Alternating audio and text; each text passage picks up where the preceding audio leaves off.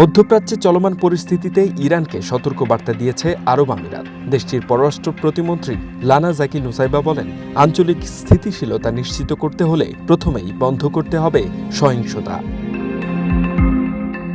তিনি আরও বলেন, প্রতিবেশী দেশগুলোর উপর হামলা চলতে থাকলে কোনো কূটনৈতিক আলোচনাই বাস্তব ফল দেবে না।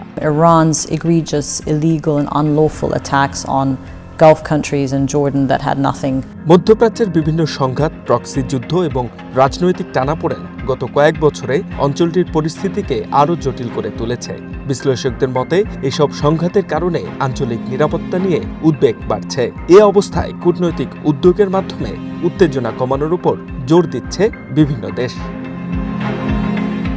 আন্তর্জাতিক মহলও মধ্যপ্রাচ্যের উত্তেজনা কমাতে সংলাপ ও আলোচনার উপর গুরুত্ব দিচ্ছে। বিশ্লেষকরা বলছেন, যদি সব পক্ষ উত্তেজনা কমাতে পদক্ষেপ নেয় তাহলে নতুন কূটনৈতিক উদ্যোগের পথ তৈরি হতে পারে। তবে পরিস্থিতি স্বাভাবিক করতে হলে পারস্পরিক আস্থা ও সহযোগিতা অত্যন্ত গুরুত্বপূর্ণ।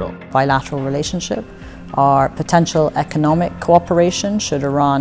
মধ্যপ্রাচ্যের নিরাপত্তা পরিস্থিতি শুধু রাজনীতি নয়, অর্থনীতি ও জ্বালানি বাজারের উপরও প্রভাব ফেলতে পারে বলে মনে করছেন বিশেষজ্ঞরা। কেননা এই অঞ্চল বিশ্ব জ্বালানি সরবরাহের অন্যতম গুরুত্বপূর্ণ কেন্দ্র। তাই এখানকার যে কোনো উত্তেজনা আন্তর্জাতিক বাজারেও প্রভাব ফেলতে পারে।